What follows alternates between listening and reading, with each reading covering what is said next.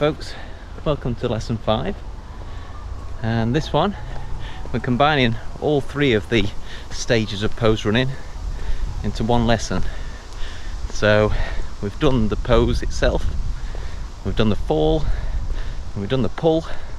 So now we're trying to put all 3 together in one lesson, just trying to keep in mind the cues that help us to remember how to do each one properly, and just focusing on form. Now the exercise we have to do is to run for a minute, try and get each stage right, and then walk for a minute, thinking about how it went and what you might do to improve on the next minute's run. And we keep going until we've done a total of 10 minutes, so 5 running, 5 walking. So not such a hard workout, which is good news. You may have noticed that I didn't produce a lesson video last week, so this is 2 weeks after lesson 4, and that's because I have been getting a bit of a tight calf. My left calf's been tightening up a bit, so I just wanted to give it a rest and make sure I didn't cause an injury.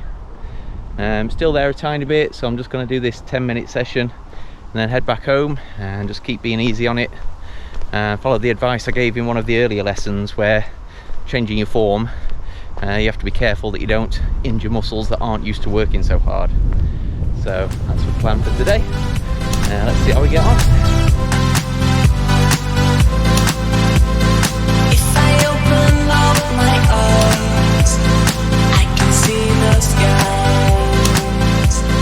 I can see the skies. So the first stage we're concentrating on is the pose, and what we need to be aware of for that part of it is that we want to have the pulling foot directly under your hip, and on the standing foot we want the weight to be on the forefoot. So they're the 2 things I need to think about, and I'm trying to get that right.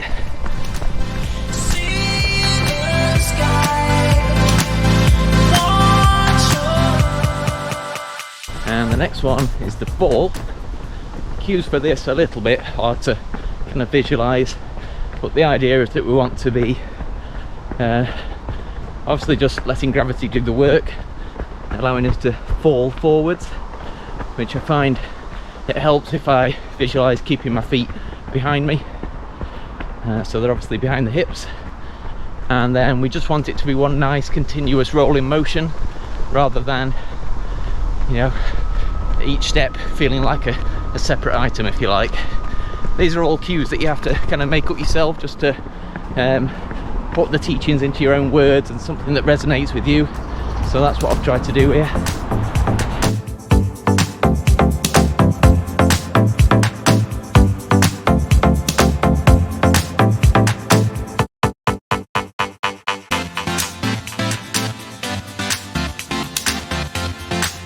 The third and final stage is where we're concentrating on the pull, where we want to focus on pulling that standing leg up under your hip before the lead leg lands. So obviously we're getting some flight time there, which is the way running is supposed to be. So just pulling it quickly before the other one lands, and then kind of cycling through all of the 3 different things we're focusing on, just to try and put it all together and make it feel natural. So I'm not sure this 10-minute session is going to nail it all down completely for me, but just having that focus on each stage and moving from one to the other just makes you feel like it's coming together a bit more. So seems to be going okay so far. The calf's not too bad, I can feel it though, so won't be doing too much more, and I'll head home, do my strength exercises as recommended in the book, and then write in the journal just to say how the lesson's gone.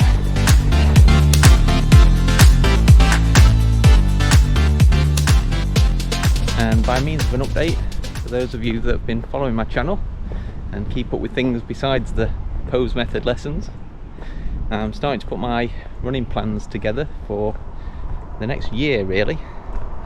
It's May 2022 as I'm recording this, and the Spire Ultra took place on the 14th, which was just a few days ago. and that's the ultra I've got my eye on for my first attempt at an ultra. It's quite a big challenge because I've never raced more than 10k. I've only run half marathon distance in training a couple of times, never done a marathon.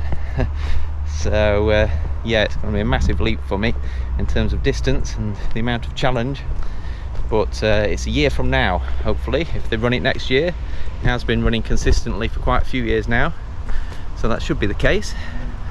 So that's my goal for a year from now. So the way things are going to pan out, I should finish this the 10 lessons of the pose method in another 5 weeks. Obviously I'm on lesson 5 now, 5 more to go. After that there is a kind of 9-week plan that it has in the book to take you to the next stage and kind of incorporate longer runs and different drills that you can do before and during the runs, just to keep things in line. So I'll have time to get through that, which should gradually build my mileage up, my weekly mileage. And then once my weekly mileage is up to around 25 miles or 40 kilometers a week, then I'll be in a position to start the ultra marathon training plan, which will be the 50k plan from the book Running Your First Ultra by Chrissy Mole, I think it's pronounced. Could be completely wrong there. I only just got the book for my birthday, which is on the 11th. So yep, 47 now. I'll be 48 by the time the next Spire Ultra comes around. So see how we get on with that. But yeah, starting to plan out the next year's worth of running. Do need to make sure this injury doesn't turn into anything worse, so that's my priority at the moment, hence the delay in this lesson.